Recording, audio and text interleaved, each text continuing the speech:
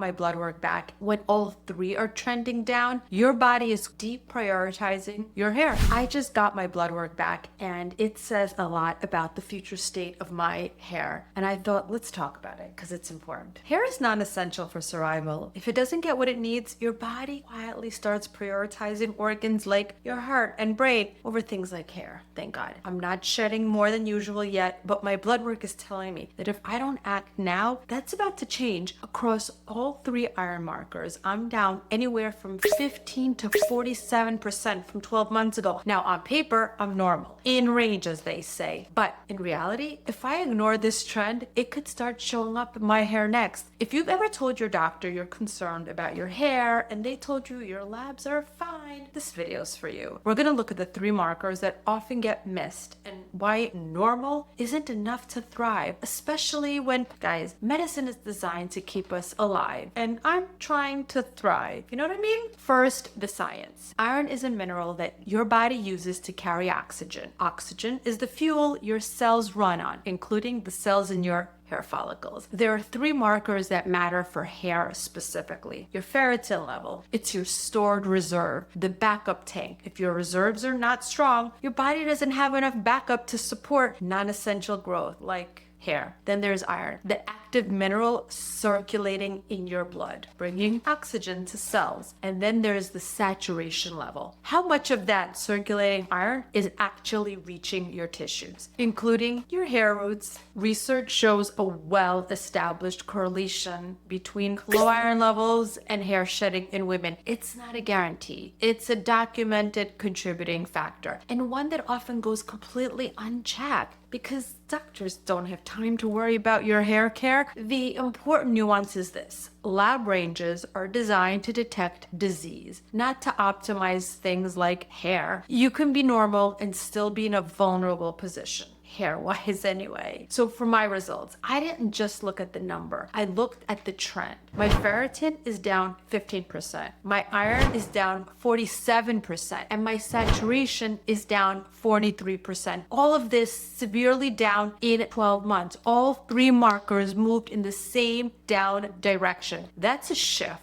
that my doctor probably won't be paying attention to, and nor should she, but I will. Technically, I'm still within the normal range, but where I sit in that range also matters. I'm at the very bottom of all three of those ranges, not the middle, not the top, the bottom. For hair, that distinction is probably important, right? Look, guys, you can't expect the medical establishment to care about your hair. They don't have that kind of time. When any one of these levels is low, your hair follicles get less of what they need to stay in the growth phase. Now, here's why it matters. What concerns me isn't any single number. I actually showed these results to my son, who's a fourth-year medical school student, and he looked at them and he said, "You're fine, you're great." And by the way, not to brag, but he's really, really smart. He's at the top of his class, like really gets medicine. And he said, "I'm great, but I know better." It's that all three moved in the same way, a consistent directional shift. It's not just noise. And I'm 51 and in perimenopause.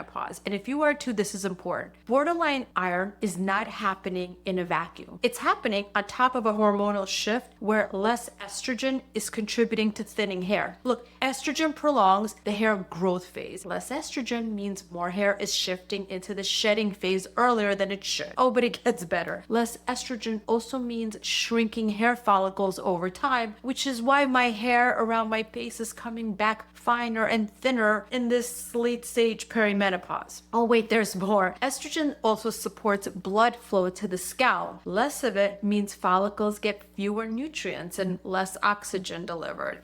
And when estrogen drops, as I know mine must be at 51, iron absorption becomes less efficient. Even if my diet hasn't changed at all, even if I'm eating the same red meat and chicken as I did before, my iron may not be absorbing as well. It's not efficient. And estrogen has anti-inflammatory properties. And as it declines, low-grade inflammation increases, which further disrupts the hair cycle and blocks iron utilization. I know, I feel a little silly when women in menopause and perimenopause really have struggles with like fatigue, aches, pains, and here I am talking about perimenopause for like hair. I know, but guys, that's just where I am in life right now. So the result, shorter growth phase, finer regrowth, worse scalp circulation, less iron absorption, more inflammation. None of these are dramatic on their own. Together, over time, they compound. That's what most women in perimenopause are actually experiencing when hair feels different, thinner, and slower to grow back. It's not one thing, it's a lot of things happening at the same time. So for my lab results, yes, I'm not deficient. No, I'm not anemic, but I'm not in a strong position either when you think of it in this context. This is how midlife changes show up. Maybe not sudden, but small shifts that compound over time. So here's what I'm gonna do. Medicine is designed to keep us alive, catch disease. It flags true deficiency. It's not designed to optimize the woman in her 50s who wants to thrive, who wants strong hair, strong energy, and a strong second half. That part, though, is very possible, but it's on us.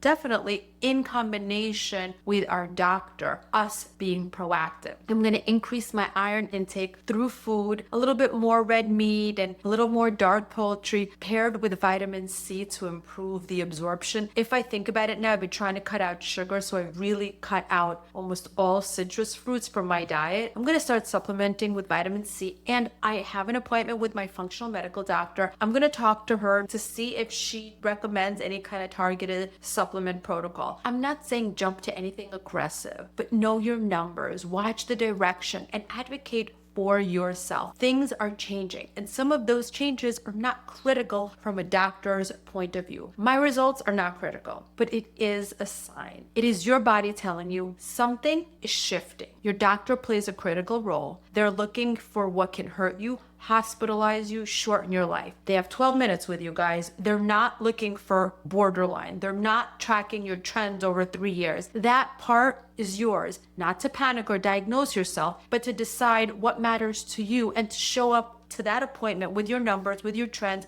and with real questions based on how you want to age. I want to age strong hair, strong energy, strong body, strong mind. That does not happen by accident. It happens because someone is paying attention. Make sure that someone is you.